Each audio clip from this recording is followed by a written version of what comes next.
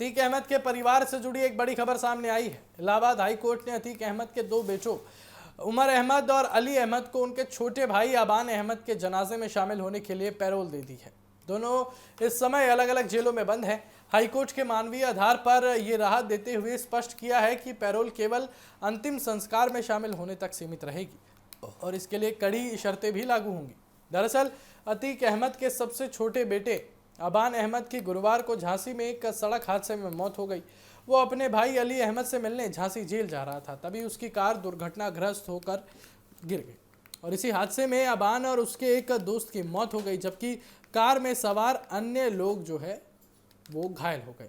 शुरुआती जांच में तेज रफ्तार और बारिश के कारण फिसलन भरी सड़क को हादसे की प्रमुख वजह माना जा रहा है और पुलिस मामले की जांच कर रही है।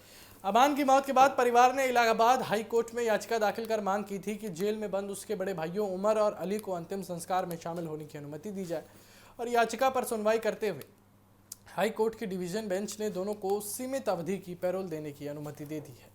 अदालत ने कहा कि अंतिम संस्कार जैसे मानवीय अवसर पर परिवार के सदस्यों को शामिल होने का अवसर दिया जाना चाहिए, लेकिन इसके साथ सुरक्षा और कानून व्यवस्था का भी पूरा ध्यान रखा जाएगा। हाईकोर्ट ने पैरोल के साथ कई सख्त शर्तें भी तय की हैं। आदेश के अनुसार उमर अहमद को लखनऊ जेल और अली अहमद को झांसी जेल से पुलिस की निगरानी में सीधे प्रयागराज के कसारी मसारी कब्रिस्तान ले जाया जाएगा। दोनों को मीडिया से किसी भी तरह की बातचीत करने की अनुमति नहीं होगी। जनाजे की प्रक्रिया पूरी होने के तुरंत बाद उन्हें वापस संबंधित जेलों में ले जाया जाएगा। अदालत ने स्पष्ट किया कि पैरोल का उपयोग केवल अंतिम संस्कार में शामिल होने के लिए ही किया जा सकता है। अबान अहमद का अंतिम संस्कार प्रयागराज के कसारी मसारी कब्रिस्तान में किया जाएगा और इसी कब्रिस्तान में अतीक अहमद, उसके भाई अशरफ अहमद और बेटे असद अहमद की कब्रें भी हैं। जानकारी के मुताबिक अबान की कब्र भी परिवार के अन्य सदस्यों के पास ही तैयार की गई है। अंतिम संस्कार को देखते हुए पूरे इलाके में सुरक्षा के कड़े इंतजाम किए गए हैं। बड़ी संख्या में पुलिस बल तैनात की गई है ताकि किसी भी तरह की अव्यवस्था या फिर कानून व्यवस्था की समस्या पैदा ना हो। गौरतलब है कि अतीक अहमद का परिवार पिछले कुछ वर्षों से लगातार सुर्खियों में रहा है। वर्ष 2023 में अतीक अहमद और उसके भाई अशरफ की प्रयागराज में पुलिस सुरक्षा के बीच गोली मारकर हत्या कर दी गई थी।